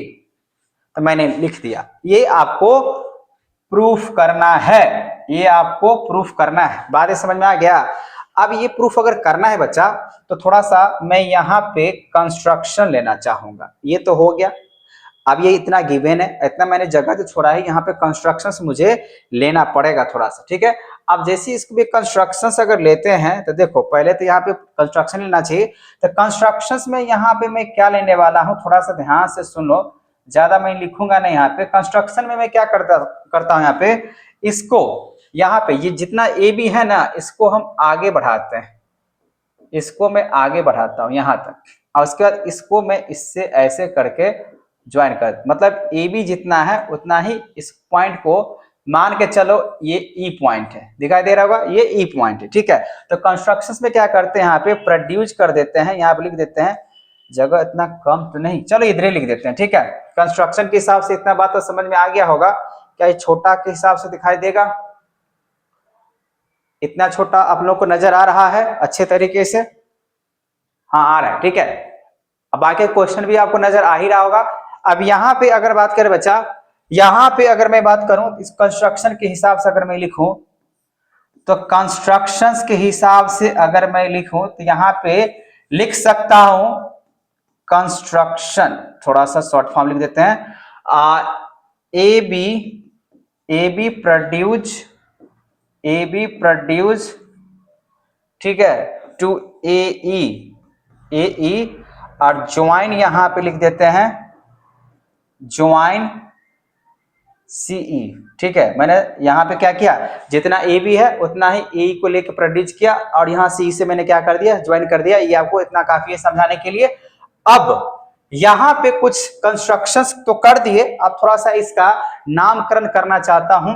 इसको मान लेते हैं ये एंगल 1, इसको मान लेते हैं ये एंगल 2 है, इसको मान के चलो भैया ये आपका एंगल 3 है, इसको मान के चलते हैं ये 4 है, दिख रहा होगा, ये एंगल 1, ये एंगल 2, ये 3, एंगल 4। ऐसा क्यों किया अभी पता चलेगा, ठीक है। तो मैंने यहाँ पे जो गिवन दिया है उसको भी लिख लिया, कंस्ट्रक्शंस भी कर दिया और इस तरीके से लिख दिया, ठीक है। अब लिखने के बाद आप लोग यहाँ पे आओ, जो कि इस गिवन के हिसाब से चलेंगे। अब इसको मैं सॉल्व तो कर रहा हूं। यहाँ पे क्या दिया हुआ है आपके पास, दिया हुआ है BD अपॉन में दिया हुआ है DC, दिया हुआ है। तो यहाँ पे अगर BD अपॉन में दिया हुआ है DC, तो इसको लिखो DC। उसके बाद यहाँ पे दिया हुआ है AB अपॉन में दिया हुआ है आपका AC, दिया हुआ है। आपको क्या करना होगा, इसमें थोड़ा सा ध्यान दो बच्चा, यहाँ पे BD अपॉन में DC ऐसे लिखो, और यहाँ पे AB अब बाय में AC के जगह पे क्या करो, AE लगा दो। क्या लगा दो, AE, क्योंकि कंस्ट्रक्शंस के हिसाब से हमने यहाँ पे किया, जितना AB है ना उसके हिसाब से कंस्ट्रक्शन के हिसाब से दोनों बराबर, ABC let D the point BC such that यहाँ BD बाय DC, और AB अपॉन यहाँ पे AC तो है ये है, ठीक है ना, AB अपॉन में क्या है AC इक्वल टू है ये। अब जैसे मान लीजिए बोलेंगे सर कैसे, अगर मान लीजिए मैं आपको ऐसे समझाऊं, अगर AB अपॉन में AC लिखा हुआ है, इसको अगर मैं 1 करके देखूं कांस्टेंट, तो AB बराबर में क्या हो जाएगा, AC हो जाएगा। तो आप यहाँ पे AB बराबर में AC हुआ, और यहाँ पे कंस्ट्रक्शंस होने की वजह से आप यहाँ पे AC को जो है ना क्या लिख सकते हो, A के बराबर में दिखा सकते, कोई दिक्कत वाली बात होगा नहीं। अब जैसे यहाँ पे आते हैं तो देखो BD, अब ये क्या बना, तो ट्रायंगल को देखो, BD अपॉन में DC बना, AB अपॉन में E बना, मतलब ये ट्रायंगल पूरे तरीके से सिमिलरिटी के जो रूल्स होते हैं उसके हिसाब से हो गया। तो मतलब यहाँ पे अगर ऐसा हो चुका है तो आप कह सकते हो बच्चा, यहाँ पे AD जो होगा वो पैरेलल हो जाएगा किसका, अब देखो प्रोपोर्शनली साइड के हिसाब से इसको अगर कंपेयर करते हो, BD अपॉन में DC, AB अपॉन में A, मतलब ये ट्रायंगल है ना, ये क्या हो चुका है, और जो प्रोपोर्शनलिटी थ्योरम होता है उसके साथ तो हमें क्या, लेकिन AD जो होगा वो किसके पैरेलल हो जाएगा, CE का। तो AD जो पैरेलल हुआ वो CE के हिसाब से हुआ, इसको लिखेंगे यहाँ पे CBPT थ्योरम से हुआ है, ठीक है। मतलब यहाँ पे converse of basic proportionality theorem से ये क्या हो चुका है, पैरेलल हो चुका है। पहली बात यहां समझ में आ गया। और जैसे यहाँ पे अगर बच्चा पैरेलल अगर हुआ है तो आप यहाँ पे क्या कह सकते हो, यहाँ पे क्या कह सकते हो, सो अब यहाँ पे ऐसे करके देखो, एंगल 1 जो होगा वो एंगल 2 के बराबर होगा। एंगल सॉरी 2 नहीं होगा, ये तो प्रूफ करना ही है आपको। प्रूफ क्या करना है, एंगल 1 इक्वल टू 2। अब अल्टीमेट ऐसे ही कर सकते हैं, ठीक है ना। ये जो लिखे ना AD इज द बाइसेक्टर, तो AD अगर बाइसेक्टर तो इसका मतलब क्या हुआ, एंगल 1 इक्वल टू, मुझे क्या प्रूफ करना है यहाँ पर। अगर मैं आपको लिख के दिखा दूं, इसको आप ऐसे भी लिख सकते हो, एंगल 1 इक्वल टू एंगल 2 भी कह सकते हो, प्रूफ करना है ना। तो अगर मान लीजिए प्रूफ अगर करना ही है तो अब यहाँ पर अगर मैं बात करूं, आप इसको ऐसे लिख सकते हो, एंगल 2 जो होगा वो एंगल 3 के बराबर होगा, क्योंकि इसका पैरेलल था ये। यहाँ पे आप लिख दो जी AD है ना, ये पैरेलल है किसका, C के हिसाब से, इसी वजह से ये ऑल्टरनेट से हो जाएगा। ये किसकी वजह से हो जाएगा, ऑल्टरनेट इंटीरियर से बन जाएगा। उसके बाद यहाँ पे एक बात और, क्या, जो एंगल 4 जो होगा बच्चा, एंगल 4 जो होगा वो एंगल, ये जो एंगल 4 है ना, वो एंगल 1 के बराबर में हो जाएगा। क्यों होगा, क्योंकि ये प्रोपोर्शनली है। ट्रायंगल थोड़ा सा रोटेट करके देखो, ये अपॉन में ये है और ये अपॉन में साइड ये है, इसका मतलब ये जब इसके पैरेलल है, ठीक है। यहाँ पे अगर मैं कहूँ ये लाइन इस लाइन का पैरेलल है तो ये ट्रांसवर्सल, ये भी ट्रांसवर्सल बन सकता है, उसी वजह से एंगल 4 इक्वल टू एंगल 1 होगा। लेकिन किसके वजह से होगा, यहाँ पे रीजन लिख देते हैं, AD पैरेलल यहाँ पे C है, ये तो समझ में आ रहा है। लेकिन यहाँ पे बनेगा ये क्रॉसपॉन्डिंग एंगल से। ये जो बनेगा बच्चा किससे बनेगा, क्रॉसपॉन्डिंग एंगल से बनेगा। इसको हम लोग यहाँ पे लिख देंगे क्रॉसपॉन्डिंग एंगल से हो रहा है, ये क्रॉसपॉन्डिंग एंगल से हो गया, ठीक है। अब दूसरी बात ये है, हम लोगों ने यहाँ पे देखे हैं, अगर कंस्ट्रक्शन के हिसाब से अगर देखें तो उसके हिसाब से मेरे पास क्या दिया हुआ है, गिवन में, गिवन के हिसाब से अगर देखें तो क्या लिखा हुआ है, जो AC जो है वो किसके बराबर है, AC जो है बच्चा वो AE के बराबर में है कंस्ट्रक्शन के हिसाब से। इसका मतलब यही हुआ, इसका मतलब ये हुआ एंगल 3 जो होगा ना वो एंगल 4 के बराबर भी होगा। जब यहाँ पे कह रहे हैं जब ये साइड इस साइड के कंस्ट्रक्शन से बराबर हुआ तो इसका तो एंगल 4 इक्वल टू एंगल 3 होता है ना। जब साइड अगर दो इक्वल्स होता है तो अपोजिट एंगल भी क्या होता है, इक्वल होता है। तो अगर ऐसे करके अगर मैं बात ये कह रहा हूँ, अगर ये बराबर ये है तो ये बराबर, अगर इस तरीके से अगर ये बराबर ये भी होगा, वो नहीं होगा। अब यहाँ पे इतनी सी बात करने के बाद आपका ये क्वेश्चन बन चुका है, आपको ज्यादा दिमाग नहीं लगाना है। आपको कंपेयर करके मैं बता देता हूँ कैसे ये दोनों प्रूफ हो चुका है, मतलब आपको एंगल 1 इक्वल टू एंगल 2 कैसे होगा। सो यहाँ पे लिख देते हैं क्या हुआ। अब इसको चलो, ये इसको मान लो फर्स्ट इक्वेशन, इसको मान लो आप सेकेंड इक्वेशन, इसको मान लो आप थर्ड इक्वेशन, ठीक है। आप थोड़ा सा गौर करो बच्चा, आपको क्या चाहिए, एंगल 1 इक्वल टू एंगल 2 चाहिए। अगर देखो एंगल 1 इक्वल टू एंगल 2 चाहिए तो देखो 2 बराबर में 3 है, एंगल 1 बराबर में 4 है और 3 बराबर में 4 है। तो यहाँ पर क्या नजर आ रहा है, सब एक दूसरे के क्या नजर आ रहा है, बराबर नजर आ रहा है। आपको अगर लॉजिकली अगर बताऊं तो मान लीजिए अगर ये एंगल 50 डिग्री है, 50 डिग्री है, ये एंगल 3 अगर 50 है तो एंगल 2 भी ऑल्टरनेट से 50 डिग्री हुआ, ठीक है। दूसरी बात, अगर मान लीजिए ये 50 डिग्री है, ठीक है ना, अगर ये 50 डिग्री हुआ तो ये भी 50 डिग्री होगा। क्यों होगा, ये 50 ही क्यों, क्योंकि करस्पॉन्डिंग से पैरेलल है तो करस्पॉन्डिंग से होबे करेगा। अगर ये नहीं मानना चाहते तो ऐसे मानो, अगर 2 बराबर 3 हुआ 50 डिग्री, अगर 3 बराबर 4 अगर है, क्योंकि ये दोनों साइड कंस्ट्रक्शन से बराबर मैंने किया था, तो अगर ये 50 है तो ये 50, तो इसका मतलब ये हुआ अगर 50 डिग्री ये है और इसको मैंने करस्पॉन्डिंग से दिखाया तो ये भी 50, तो ये भी 50 होगा, ये 50 तो ये भी 50, इसका मतलब एंगल 1 इक्वल टू एंगल 2 चाहिए, ये भी तो दोनों 50 डिग्री हो जाएगा ना। इसी वजह से मैं यहाँ पे डायरेक्टली लिख देता हूँ एंगल 1 इक्वल टू क्या हो जाएगा, एंगल 2। अब जैसे यहाँ पे एंगल 1 इक्वल टू एंगल 2 हुआ तो आप यहाँ पे सीधा लिख दो AD is the bisector of angle A। बस इतनी सी बात है, बस आपको इतनी सी बात है। इसको कंपेयर करके आप लिख सकते हैं, यहाँ पे लिख सकते हैं from equation first second third के हिसाब से आप कंपेयर, यहाँ पे फर्स्ट इक्वेशंस, सेकंड इक्वेशंस और थर्ड इक्वेशंस को कंपेयर करते हुए आपने क्या किया, यहाँ पे लिखा एंगल 1 इक्वल टू एंगल 2 होबे करेगा। अब मैंने वैसे लॉजिकली बता दिया है कि कैसे ये बाइसेक्टर हुआ है या नहीं हुआ, ठीक है। इसको मैं छोटा इस तरीके से कर देता हूँ और अच्छे तरीके से आप गौर से समझिए क्या कहें, मैंने कहा सुना आप लोगों ने उसके हिसाब। चलो नेक्स्ट क्वेश्चंस की बात कर लेते बच्चा। नेक्स्ट क्वेश्चंस यहाँ पे आपका दिख रहा है कोऑर्डिनेट ज्योमेट्री से, कोई बात नहीं। तो इसको अगर मैं थोड़ा सा जूम कर लूं, क्या बोला गया यहाँ पे, बोला गया point P divide the line segment. तो चलो इसको यहीं से बनाना शुरू कर देता हूं। यहाँ पे मान लो यहाँ पे A पॉइंट है और B पॉइंट है, इसके बीच में एगो P पॉइंट है, ठीक है। अब क्या बोला गया बच्चा इसमें, इसे बोला गया ए जो है वो 3, -5 दिया हुआ है और बी जो दिया हुआ है वो -4, 8 दिया हुआ है। और ये जो P पॉइंट है ना, इस पॉइंट P को बोला गया P lies the x plus y. इसका मतलब यहाँ पे ये x प्लस वाई लाइज कर रहा है इक्वल टू 0 में। ठीक है, तो यहाँ पे लिख देते हैं P जो है ना वो x plus y equal to 0 lies करके बता रहा है, ऐसे करके। ठीक है, then find the k value. k value find करना है। जैसे कि मालूम होना चाहिए, अगर ये p कोऑर्डिनेट्स दिया तो यहाँ पे क्या बनेगा, x, y बनेगा ना। और साथ ही बच्चा यहाँ पे आप देख सकते हो, यहाँ पे आपके पास क्या गिवन दिया हुआ है, गिवन क्या दिया, सच दैट का मतलब क्या होता है, गिवन। तो यहाँ जो गिवन दिया हुआ है वो दिया हुआ है AP अपॉन में PB, AP अपॉन में PB इक्वल टू दिया हुआ है K/1, AP अपॉन PB। तो AP यहाँ पे कितना हो जाएगा, K हो जाएगा, अब PB कितना हो जाएगा 1, मतलब ये रेशियो क्या बना हुआ है, K/1 का बना हुआ है। तो हम लोग क्या करते हैं, सेक्शन फॉर्मूला यूज कर लेते हैं और निकालते हैं पहले x। तो अगर मैं यहाँ पे लिख दूं यूजिंग सेक्शन फॉर्मूला, देखो अगर सेक्शन फॉर्मूला अगर यूज करते हैं बच्चा तो क्या होगा, x निकालने का फॉर्मूला क्या होता है, तो mx2 ऐसी होता है ना, और फिर यहाँ पे nx1, अब y में क्या होता है m प्लस n, ऐसी होता है। अगर मैं यहाँ पे अगर x निकालूं तो m की जगह पे क्या आ जाएगा, k आ जाएगा।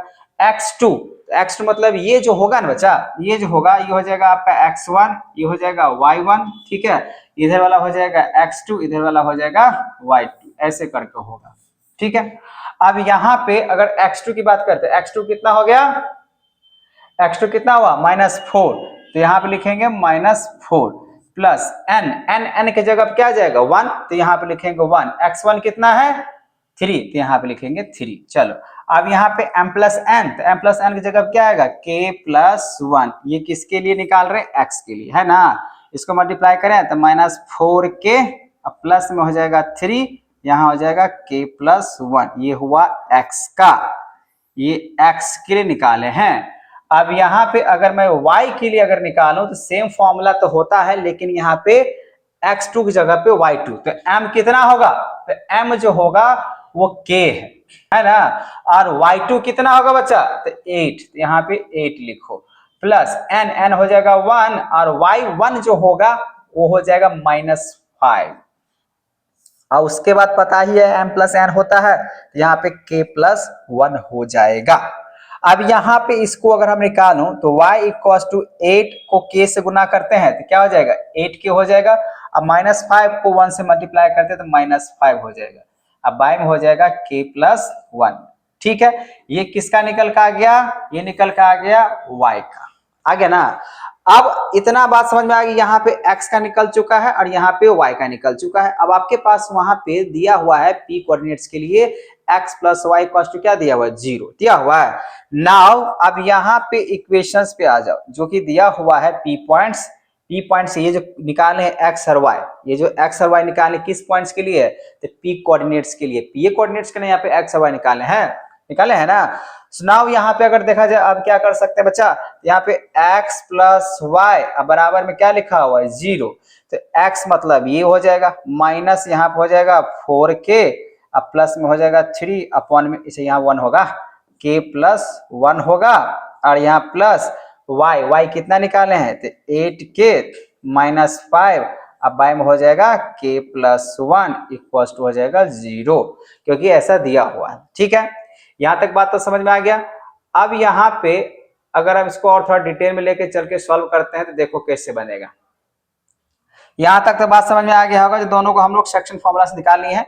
अब क्या है k+1 का जो एलसीएम होगा वो क्या बनेगा, k+1 ही बनेगा। यहाँ पे -4k + 3 + 8k और -5 = 0। ठीक है, अब बच्चा क्या है ना, चलो अब क्या है ना, इसमें अगर मान लीजिए यहाँ पे इसको अगर मैं सॉल्व करता हूं तो क्या होने वाला है, ये k+1 है, 0 से क्रॉस मल्टीप्लाई करेंगे तो 0 ना होगा, -4k और 8k कितना बनेगा 4k बनेगा पॉजिटिव में, तो यहाँ पे 4k हो गया, और -5 और +3 कितना बनेगा -2 बनेगा, बराबर में 0 बनेगा। बनेगा ना। तो यहाँ पे 4k इक्वल टू हो जाएगा 2, तो k बराबर में हो जाएगा 2/4, कैंसिल आउट कर लेते हैं तो 1/2, बस इतना ही पे छोड़ देते हैं, आप लोग समझ में आ गया होगा। ये निकल के आएगा बच्चा यहाँ पे 1/2k का वैल्यू आएगा ना, आएगा या नहीं आएगा, आप लोग कमेंट करना, ठीक है। चलो नेक्स्ट क्वेश्चन की बात कर लेते हैं। नेक्स्ट क्वेश्चन यहाँ पे दिया हुआ है 2 शिप्स है there in the sea on either side of lighthouse, इसका मतलब दोनों साइड लाइट हाउस आने चाहिए। तो मान लेते हैं यहाँ पे ऐसे होगा, such way that the ship of the lighthouse are the same straight line में है, देखिए सेम स्ट्रेट लाइन में है। और बोला कहते हैं एंगल ऑफ डिप्रेशन, तो डिप्रेशन बनाने के लिए मुझे क्या करना पड़ेगा, ऊपर में एक इमेजिनरी लाइन ड्रॉ करने पड़ते हैं। तो एंगल ऑफ डिप्रेशन से बचा, वो बोला गया 2 शिप्स का ऑब्जर्व किया गया from the top of lighthouse, ये है टॉप ऑफ लाइट हाउस, ये लाइट हाउस है। और साथ साथ लिखा हुआ था ना, जो ship are there in the on either side, मतलब अगर बीच में अगर लाइट हाउस है तो इधर भी होना चाहिए इधर भी होना चाहिए, इसीलिए मैंने सीधा सीधा इसको खींच दिया था, ठीक है। आप बोला कि यहाँ पे लाइट हाउस में यहाँ से एगो शिप हो सकता है, आ रहा है एंगल ऑफ डिप्रेशन को 60 डिग्री बना के आ रहा है, ठीक है। तो अगर मैं मान लेता हूँ ये ए है, ये मान लेते हैं बी है, और यहाँ पे 90 डिग्री बना रहा है, इसको मान लेते हैं सी है, तो यहाँ भी एंगल ऑफ डिप्रेशन बना रहा होगा, तो ये कितना बना रहा है 45 डिग्री बना रहा है। तो ये भी कितना डिग्री बनेगा बच्चा, ऑल्टरनेट से पता है ना, इमेजिनरी लाइन की अगर बात करते हैं ये भी 45 डिग्री हो जाएगा। जस्ट मैं आपको समझाने के लिए इस तरीके से बात कर रहा हूँ, अब आप लोग आगे अच्छे तरीके से लिख भी सकते हैं। चलो यहाँ पे ये इमेजिनरी लाइन है, ऐसे करके मैंने ड्रॉ किया, ठीक है। और लिखा हुआ यहाँ पे जो लाइट हाउस है ना, ये जो लाइट हाउस है ए बी, इसका हाइट कितना दिया हुआ है 200 मीटर, तो मैं यहाँ पे लिख देता हूँ ये 200 मीटर का है ना, ये 200 मीटर का है, तो मैंने ये लिख दिया। अब बोला गया find the distance between the 2 ships, अब यहाँ से लेकर जो कितना होगा वो दोनों के बीच में क्या निकालना है, डिस्टेंस निकालना है, ऐसा है। तो आपको समझ में आ गया मैंने फिगर क्या किया। अब इसको बस जस्ट मैं ट्रायंगल लेके सॉल्व कर देता हूं, बाकी बात मैंने इसको जो डिटेल्स है मैंने लिखा नहीं है, नहीं लिखने वाले हैं, क्योंकि आपको मैं इसके आगे समझा देता हूँ क्या क्या करना है। बाकी बात आप लोग लिख लेना, यहाँ पे जो 2 शिप्स का है ऑल्टरनेट सॉरी क्या बोलते हैं एंगल जो डिप्रेशन हुआ, तो ये ए के पैरेलल हो जाता है। अब चाहो तो यहाँ पे ये एक्स ले लो, ये चाहो तो वाई ले लो, अब ये एक्स वाई जो होगा वो सी डी का पैरेलल होगा, इसी वजह से 60 डिग्री, ये भी कितना डिग्री बनेगा, ये भी कितना बन जाएगा बच्चा 60 डिग्री ऑल्टरनेट एंगल से, ये 45, ये भी 45 ऑल्टरनेट एंगल से बन जाएगा, ठीक है। और लिखना पड़ेगा जो ए बी क्या आपका लाइट हाउस का हाइट है, तो ये सब लिखना पड़ता है, ठीक है। लेकिन हमको यहाँ पे सीधा सीधा अगर मैं बात करूं, यहाँ पे मुझे सी डी क्या होगा, मैं ये निकाल देता हूं, ठीक है। तो इसके लिए मुझे क्या करना होगा, इन ट्रायंगल सबसे पहले हम लेते हैं एबीसी। तो एबीसी अगर ट्रायंगल की अगर बात करें तो चलो यहाँ पे लेते हैं tan 60 डिग्री पे लेके चलते हैं सीधा सीधा। तो tan का फॉर्मूला क्या होता है P बाई बी, तो P मतलब क्या, अगर एंगल ऑफ थीटा यहाँ बन रहा है तो परपेंडिकुलर यही बनेगा, बेस यही बनेगा ना। तो अगर मैं यहाँ पे CD अगर निकालना चाहता हूँ, CD इसका मतलब यही होगा ना बच्चा, BC और प्लस में क्या करना पड़ेगा, BD करना पड़ेगा। आई होप तभी निकल के आएगा, इतना प्लस इतना कर देंगे तो दोनों सिटी के डिस्टेंस में आ जाएगा, कितना होना चाहिए। तो tan का होता है P बाई बी, तो P जो बनेगा वो बनेगा AB बनेगा, और B जो बनेगा बेस वो फिलहाल इस ट्रायंगल के लिए BC बनेगा।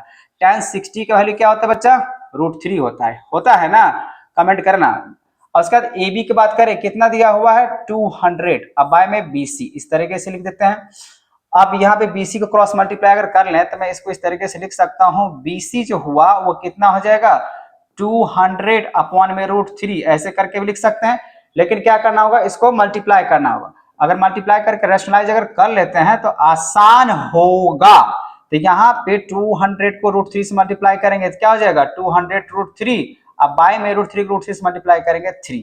चलो ये जो लेंथ निकला बच्चा वो किसका निकला, BC का, इसको ऐसे रहने दो, ठीक है। इसको आप चाहो तो इक्वेशन फर्स्ट मानो, और नहीं तो ऐसे रहने दो, कोई दिक्कत वाली बात नहीं है। अब यहाँ पे आते हैं इन ट्राइंगल किस पे, ट्राइंगल BDA पे आते हैं, ठीक है। तो BDA को अगर देखें, यहाँ भी अगर मैं tan की बात कर लूं tan 45 डिग्री, तो यहाँ पे P तो बनेगा AB ही बनेगा। अच्छा इसको BC में क्यों लेके चला गया, चलो कोई बात नहीं, दोनों जोड़ लेंगे, BC प्लस CD लगे आ जाएगा। तो यहाँ पे AB, अब बाय में यहाँ पे क्या बनेगा BD बनेगा ना। tan 45 डिग्री वैल्यू कितना होता है बच्चा 1 होता है, और यहाँ पे कितना आ जाएगा 200, अब बाय में क्या हो जाएगा BD, इतना हो जाएगा ना। अब यहाँ पे जब ये निकाल दिए हैं तो इसको क्रॉस मल्टीप्लाई करके अगर मैं निकाल लूं तो क्या हो जाएगा, BD जो होगा BD बराबर में क्या लिख सकते हैं, BD बराबर में हो जाएगा 200। ये BD का 200 हुआ।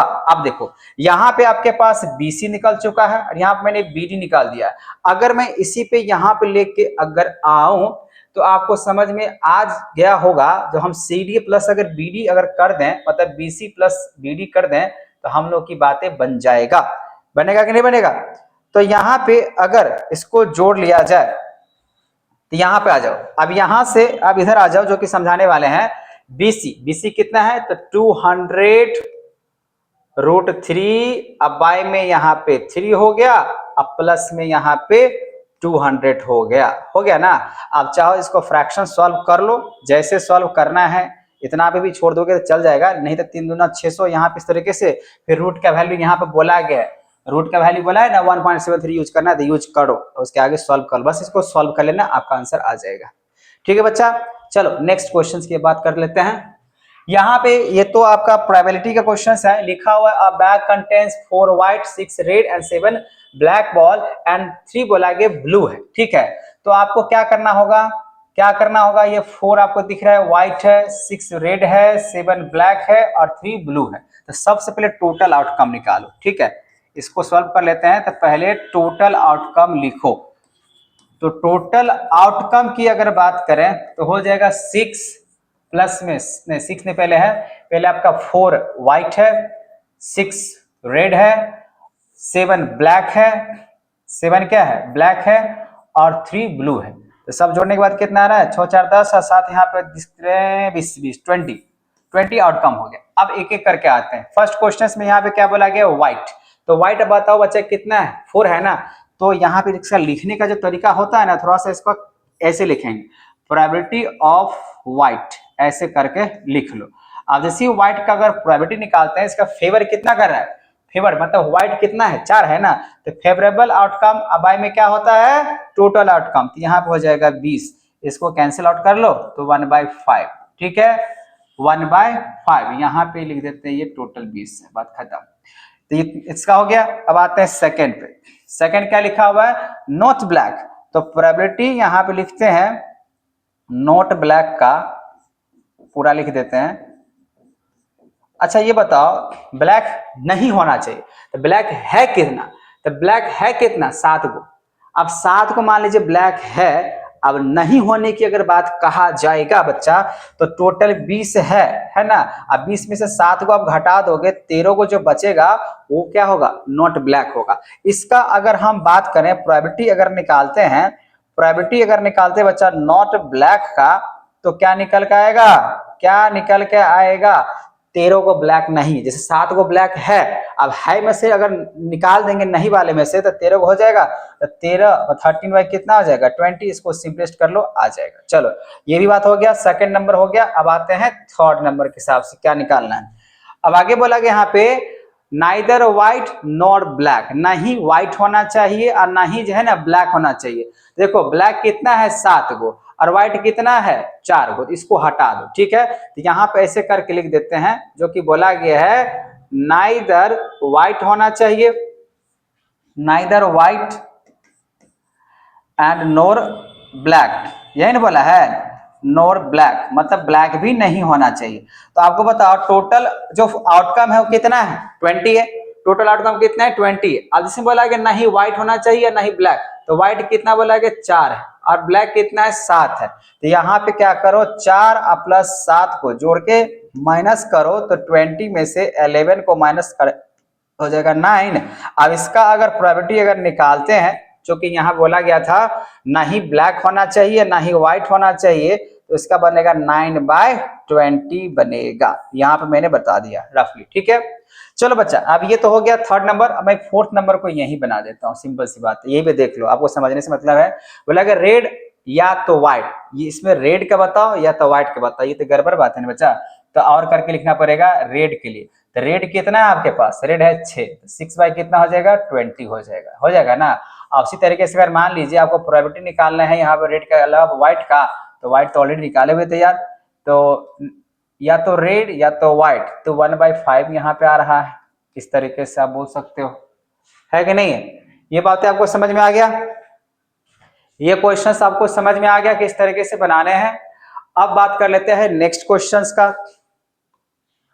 नेक्स्ट क्वेश्चन जो देख रहे हैं बच्चा, ये अपने आप में एक अनुभव वाला क्वेश्चन है, मतलब आसान वाला क्वेश्चन है, आप इसको खुद से भी बना सकते थे। चलो कोई बात नहीं, इसको मैं बनाता हूं, देखो कैसे करेंगे। यहाँ पे लिखा हुआ है आपको, अच्छा बच्चा ये बताओ, ये जो लिखा हुआ है आप क्या कह सकते हो, एपी जो दिख रहा होगा, एपी किसके बराबर होगा, ए आर पता ही होगा, एक्सटर्नल टेंजेंट की वजह से होता है। फिर यहाँ पे आप बोल सकते हो जो बीपी जो होगा वो किसके बराबर हो जाएगा, बीक्यू के बराबर हो जाएगा। फिर यहाँ पे जो सी आर होगा वो किसके बराबर हो जाएगा, क्यू सी के बराबर में हो जाएगा। ऐसा आपको टेंजेंट की वजह से हो जाएगा। होगा कि नहीं होगा, मैं इस यहाँ पे एक के लाइन में लिख देता हूँ, टेंजेंट की वजह से हो जाएगा ना। अब जैसे अगर हो जाएगा तो जो गिवन लिखा हुआ मैं उसके साथ चलता हूँ। ए बी कितना लिखा हुआ है 10, इसका मतलब पूरा जो है वो क्या है 10 है। जिसमें लिखा हुआ है ए आर जो है वो 7 है। अगर ये ए आर 7 है, ध्यान समझना, ए आर 7 है, इसका मतलब एपी भी क्या होगा 7 होगा ना। अगर ये 7 है तो ये भी कितना हो जाएगा 7, क्योंकि टेंजेंट दोनों क्या है बराबर। अच्छा बताओ बच्चा, ये अगर टोटल अगर 10 है, समझने पे ध्यान दो, हम लिख नहीं रहे, एपी अगर ए बी अगर मानो 10 है, अब 10 में से 7 यहां से तक कट गया तो ये कितना बचेगा, 3 बचेगा, हाँ ना। अगर ये 3 यहां से यहां तक हुआ तो इसका मतलब टेंजेंट के हिसाब से ये भी कितना बनेगा 3 बनेगा। चलो ये भी ठीक है। अब लिखा है सी आर कितना दिए 5, सी आर ये अगर 5 है तो आपको मालूम होना चाहिए टेंजेंट जो ऐसे होता है ये बराबर ये होता है, अगर ये 5 है तो ये भी क्या बनेगा 5 बनेगा, बन जाएगा। आपको यहाँ बोला गया फिर बीसी निकालें, तो बीसी अगर निकालने तो बहुत सिंपल है ना, यहाँ पे आपको क्या करना होगा, बी क्यू प्लस में क्या कर लो सी क्यू कर लो। तो यहाँ पे बी क्यू, तो बी क्यू कितना है 3 और सी क्यू कितना है बच्चा 5, इसका मतलब ये हुआ ये कितना हो जाएगा 8, ये हो जाएगा बीसी। तो आपको बीसी ही निकालना था जो 8 होगा, तो ये टेंजेंट की वजह से ऐसा हुआ है। ठीक है, चलो अब हम बात करते हैं नेक्स्ट क्वेश्चन। नेक्स्ट क्वेश्चन जो दिख रहा है बच्चा, फिर से ट्रिमेट्रिक क्वेश्चन, ट्रिमेट्रिक कुछ ज्यादा ही क्वेश्चन है, कोई बात नहीं, अब इसको थोड़ा देख लो। अगर मैं यहां बात कर रहा हूं ए क्यू प्लस बी क्यू का फॉर्मूला क्या होता है, तो आपको मालूम होना चाहिए इसका होता है ए प्लस बी, तो इसको ऐसे लिख देता हूं कॉस थीटा प्लस में यहाँ पे साइन थीटा, डायरेक्ट में फॉर्मूला यूज करके बताता हूं साइन थीटा। ठीक है ना, इसका फॉर्मूला क्या होता है ए क्यू प्लस बी क्यू का, ए प्लस बी, ध्यान से सुनो हम क्या कह रहे हैं, ए प्लस बी ए क्यूब और प्लस बी क्यू का फॉर्मूला होता है ए प्लस बी, और फिर होता है ए स्क्वायर, तो यहाँ पे बनेगा कॉस स्क्वायर थीटा, प्लस बनता है यहाँ पे ए बी, नहीं माइनस बनता है यहाँ पे माइनस, तो माइनस बनेगा ए बी, तो यहाँ बनेगा कॉस थीटा, फिर बनेगा यहाँ पे साइन थीटा, और प्लस बनेगा स्क्वायर के हिसाब से ए स्क्वायर, तो यहाँ बनेगा साइन स्क्वायर थीटा। ठीक है, अब उसके बाद बाय में यहाँ पे बन जाएगा कॉस थीटा और प्लस में साइन थीटा, ऐसे बन जाएगा। फिर यहाँ प्लस का साइन है तो प्लस का साइन देंगे, फिर से यहाँ पे वही चलेगा, यहाँ पे बनता है ए क्यूब माइनस बी क्यूब का फॉर्मूला बनेगा उल्टा, मतलब थोड़ा सा चेंज करेंगे, cos theta minus sine theta ऐसे चलेगा, और फिर इसका स्क्वायर करेंगे ए स्क्वायर, मतलब यहाँ बनेगा कॉस स्क्वायर थीटा, और प्लस बनेगा यहाँ पे साइन थीटा और कॉस थीटा। ठीक है, और प्लस में बनेगा साइन स्क्वायर थीटा बनता है। अब बाय में यहाँ पे कॉस थीटा, थोड़ा सा इधर ले जाना पड़ेगा तब तो जगह बनेगा, चलो इतना लेके चलते हैं। अब यहाँ पे अगर ध्यान से देखें तो कॉस थीटा और माइनस में साइन थीटा, अगर मैं यहाँ पे एक वर्ड में कहूँ बच्चा तो देखो क्या होता है ना, ए क्यू प्लस बी क्यू का फॉर्मूला अगर मैं यहाँ पे लिख दूं तो होता है, अगर प्लस में है तो ए प्लस बी बनता है, और यहाँ पे बनता है ए स्क्वायर माइनस ए बी और प्लस में बी स्क्वायर। अगर आप प्लस का बात कर रहे हैं तो वही अगर माइनस का बात करेंगे तो हो जाएगा कॉस थीटा बोले यहाँ पे ए माइनस बी, और फिर बनेगा यहाँ पे ए स्क्वायर और प्लस में ए बी और प्लस में क्या होता है बी स्क्वायर। तो मैंने इसी फॉर्मूला पे ऊपर जो दिख रहा है न्यूमरेटर को मैंने एक्सपैंड कर लिया। यहां तक समझ में आ गया। अब सीधा सीधा बात करते हैं देखो ये cos plus sine theta, cos plus sine theta है ना, तो क्या होगा इससे ये पूरा कैंसिल हो जाएगा, क्योंकि डिवाइड के फॉर्म में फ्रैक्शन अगर मान लीजिए 4 बाय अगर 2 होगा तो इसको कैंसिल ऐसे कर सकते हैं ना, सेम वैसे ही हुआ।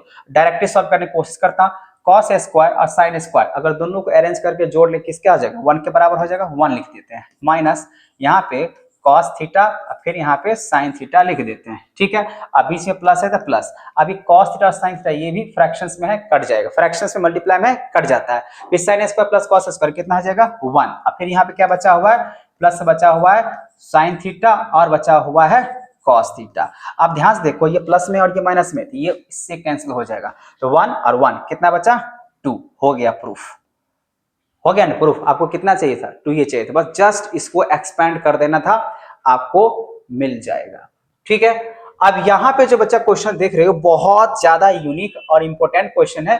क्या बोला कि यहाँ पे द एंगल ऑफ एलिवेशन, पहले ये पता बच्चा डिस्टेंस इक्वल टू क्या होता है, distance equal to speed into time होता है, एस इंटू टी हम लिख सकते हैं।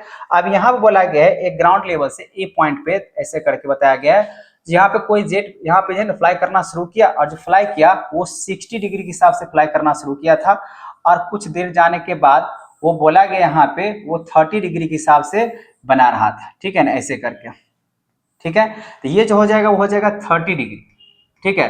अब बोला कि यहाँ से यहाँ तक आने में उसको लगा 10 सेकंड, जैसे एंगल चेंज किया। तो मान लेते हैं यहाँ पे ये ए है, ठीक है, ये बी पॉइंट है, और ये सी है, और ये डी है, और ये ई पॉइंट है, ठीक है। अब बोला कि यहाँ पे यहाँ से देखा, यहाँ पे जब था तो 60 बना रहा था, अब यहाँ से यहाँ तक आया 10 सेकंड में, टाइम जो दिया गया आपके पास वो दिया हुआ है 10 सेकेंड्स दिया हुआ है ना, 10 सेकेंड। अगर मैं यहाँ पे अगर BC की अगर बात करूं, BC मतलब लेंथ, यहाँ से यहाँ तक आने में उसको कितना लग रहा है 10 सेकेंड लग रहा है ना। तो अगर यहाँ से यहाँ तक जितना होगा उसके बराबर में ये बराबर में ये भी हो जाएगा, दोनों बराबर ही माना जाएगा। तो BC बराबर में यहाँ पे क्या हो जाएगा ED हो जाएगा, हम यहाँ पे लिख सकते हैं, इसको जाने में 10 सेकेंड लगता है। अगर BC का अगर मैं लेंथ निकालूं तो सबसे पहली बात आप इसका स्पीड देखो, स्पीड कितना लिखा हुआ है, यहाँ से यहाँ तक आने में जो स्पीड है फ्लाइट जेट का, ठीक है ना, जो भी है स्पीड जो दिखा हुआ है वो 648 किलोमीटर पर आवर लिखा हुआ है। तो पहले इसको मुझे चेंज करना पड़ेगा क्योंकि टाइम जो दिया हुआ है ना सेकंड्स में दिया हुआ है। तो कहने का मतलब ये हुआ जब यहां से कोई ऑब्जर्व किया, यहाँ पे जब एरोप्लेन था 60 डिग्री बना रहा था, और जैसे इस पॉइंट से इस पॉइंट पे 10 सेकंड के बाद यहाँ से यहाँ पहुंच गया 10 सेकंड के बाद, तो बोला कि उसका स्पीड जो था कितना था 648 किलोमीटर के हिसाब से था। तो यहाँ से यहाँ तक लेंथ क्या होगा, सिंपल सी बात है स्पीड इंटू टाइम अगर कर दे, लेकिन इसको चेंज करना पड़ेगा। तो यहाँ पे आ जाओ, अगर चेंज अगर करते हैं तो 648 को पहले क्या करो 1000 से मल्टीप्लाई कर लो, और यहाँ पे 60 इंटू 60 से डिवाइड कर लो, ठीक है। तो जैसे पूरा डिवाइड अगर कर लेते हैं, 0 से ये 0, ये 0 से ये 0 हो जाएगा। अब उसके बाद देख लो भैया कितना आ रहा है, पूरा कैलकुलेटर यूज कर लेते हैं, जल्दी जल्दी बन जाएगा, ठीक है। तो लगभग में यहाँ पे आ जाता है 100, अब यहाँ पे दिया हुआ है तो उसके हिसाब से कितना बनेगा भैया, मल्टीप्लाई कर लो ना 36, अरे भैया जल्दी से 136, यहाँ पे 36 हुआ ना, तो 36 648 डिवाइडेड बाई 36 18 आ रहा है। अब 18 जो है ना यहाँ पे ये जो निकला वो निकला मीटर, ठीक है ना, सॉरी ये चेंज कर दिया मैंने, ठीक है, मीटर पर सेकंड में आया, कितना मीटर पर सेकंड में। अगर मैं यहाँ पे B से C का अगर लेंथ निकाल के दूं, BC का लेंथ यहाँ से यहाँ तक लेंथ निकालना पड़े, इसको मान लेते हैं x, यहाँ से यहाँ तक x मान लेते हैं, इसको निकालते हैं। अच्छा 10 सेकंड दिया हुआ है, तब BC का लेंथ अगर 10 से इसको मल्टीप्लाई कर लेते हैं तो 180 मीटर का ये लेंथ निकल रहा है। ये कितना हो जाएगा 180 मीटर का ये लेंथ हो गया ना। अब आपको कुछ करना नहीं है, आप यहाँ पे आओ, सीधा सीधा आते हैं इन ट्रायंगल, बस आपको ध्यान रखना है इन ट्रायंगल। आप क्या करो इन ट्रायंगल ABE में आ जाओ, ABE दिख रहा है ना, यहाँ पे E है, ठीक है। तो यहाँ पे अगर ABE में अगर आते हैं बच्चा तो चलो tan ही यूज कर लेते हैं, सबसे बेस्ट ऑप्शन है। तो tan यहाँ पे कितना 60 डिग्री की अगर बात करें तो P बाई बी, तो P इसमें क्या बनेगा, ये तो 90 डिग्री इसके हिसाब से है ना, वो भी 90 डिग्री, तो बनेगा BE बनेगा, है ना, P बाई बी। तो इसके हिसाब से, और हाइट वुड कुछ दिया हुआ है नहीं दिया हुआ है, तो P बाई बी, तो यहाँ पे चलो BE मान लेते हैं। वैसे निकालना क्या था भाई, निकालना था यहाँ पे फाइंड द कांस्टेंट हाइट। अच्छा हाइट ही तो निकालना है, यही तो निकालना है, तभी तो वही सोचूं, चलो हाइट निकालना है, आपको समझ में आ रहा है, हाइट निकालना है। तो BE बाय में यहाँ पे अगर बात करें हाइट जिसको मैंने माना है तो इसको मान लेते हैं H, अब बाय में यहाँ पे AB बनेगा तो इसको मान लेते हैं X। तो 60 डिग्री वाले कितना होता है √3 होता है। यहाँ पे H बाई X, इसको अगर क्रॉस मल्टीप्लाई करते तो √3 इक्वल्स टू √3 इक्वल टू नहीं, यहाँ पे √3 को क्या करना होगा, √3 को क्या करना होगा, x से मल्टीप्लाई करना होगा, तो यहाँ पर हो जाएगा h। ठीक है, ये निकल के आ गया। अब यहाँ पे आते हैं बच्चा, ट्राइंगल कौन सा लेते हैं, ट्राइंगल ACD में आते हैं। ठीक है, अब ट्राइंगल अगर ACD में अगर आते हैं तो ये किस तरीके से बनेगा, थोड़ा सा यहाँ पे ध्यान दे। अगर ट्राइंगल, इन ट्राइंगल अगर मैं यहाँ पे आता हूँ और ट्राइंगल लेता हूँ ACD, यहाँ पे ACD, फिर से यहाँ पे tan लेते हैं, tan यहाँ पे 30 डिग्री लेते हैं, P मतलब H बनेगा परपेंडिकुलर, अब बेस जो बनेगा वो x प्लस में 180 डिग्री, दोनों जुट जाएगा, है कि नहीं, इतना प्लस इतना टर्म, टोटल यहाँ से यहाँ तक बेस होगा, होगा कि नहीं होगा।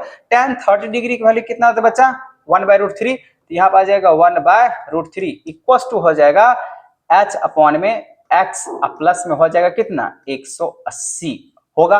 अब यहाँ देखो h के बराबर में यहाँ पे हम लिखे हैं, तो यहाँ पर 1/√3 इक्वल टू h के जगह पे इसको मान लो फर्स्ट इक्वेशन, इसको आप पुट कर लो, इस पे इसको आप यहाँ पे पुट कर लो, तो यहाँ पे आ जाएगा √3x अबाई में x प्लस 180 क्रॉस मल्टीप्लाई, तो यहाँ पे x प्लस 180 इक्वल टू हो जाएगा 3, होगा ना। इसको अगर मल्टीप्लाई करें √3 क्या हो जाएगा x, तो यहाँ पे लिख दो √3 को मल्टीप्लाई किए तो x हो जाएगा।